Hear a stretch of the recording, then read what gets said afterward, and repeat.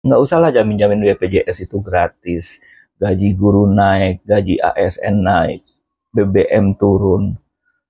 Nggak usah pakai janji-janji kayak gitu, cukup satu aja. Ada 6 menteri di kabinet Jokowi yang terjerat korupsi. Dan semuanya itu adalah kader partai politik yang berkoalisi sama pemerintahan Jokowi. Kabinet Indonesia Maju.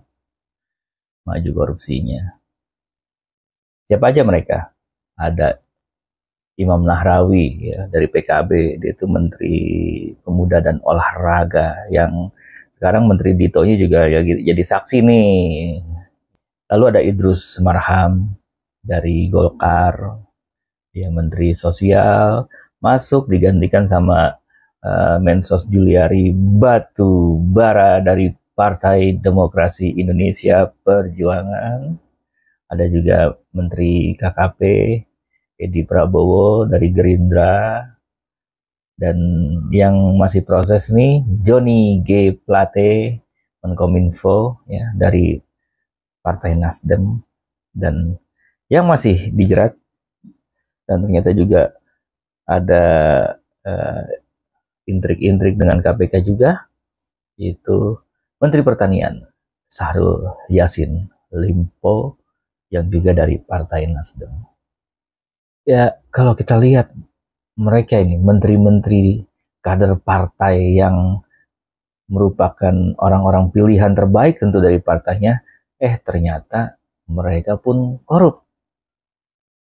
Ya, ini membuktikan bahwa kabinet Jokowi itu nggak bersih dari watak jahat partai politik. Apa watak jahat partai politik? Ya korupsi. Kita lihatlah mana sih partai politik yang nggak pernah korupsi. Ketika mereka ada di pemerintahan, korupsi. Mereka ada di parlemen, korupsi juga. Proyek-proyeknya banyak juga tuh yang di parlemen. Ini kayaknya korupsi ini kayak nggak ada obatnya gitu ya, di pemerintahan maupun di parlemen kita.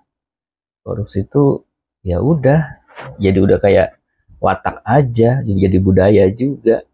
Menteri-menteri yang korup tersebut, mereka tuh ketahuan korup bukan karena pengawasan internal dari pemerintahan, dan juga bukan karena pengawasan internalnya partai, apalagi pengawasan DPR. Enggak kerja mereka untuk mengawasi menteri-menteri yang korupsi.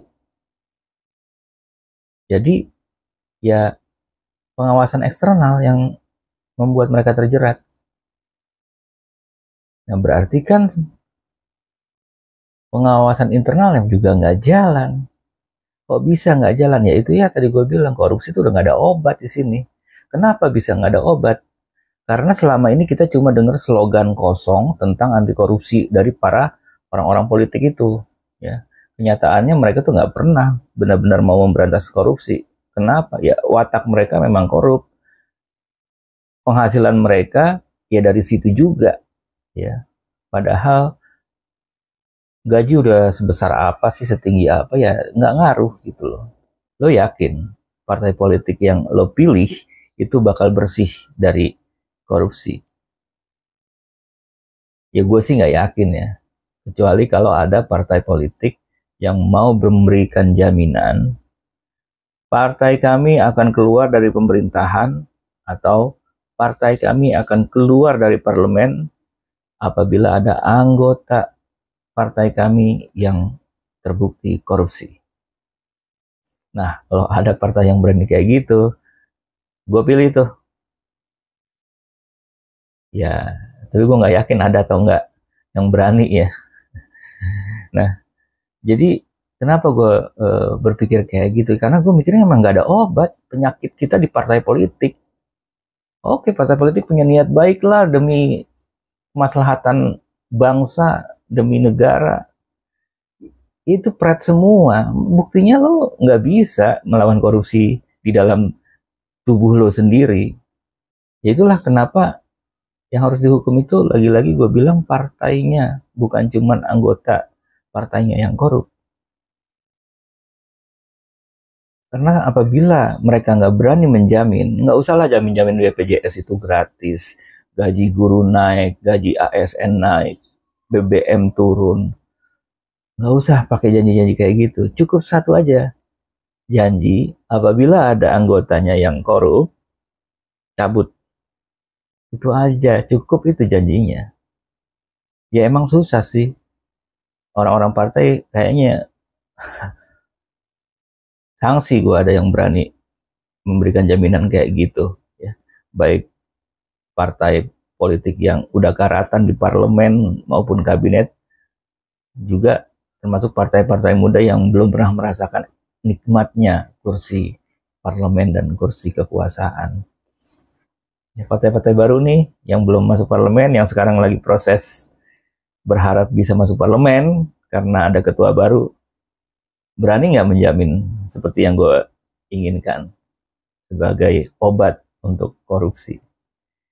Nah, terus apabila nggak ada satupun partai politik yang berani menjamin bahwa mereka akan cabut apabila ada kadernya yang korup, lo masih mau milih partai itu buat di pemilu besok?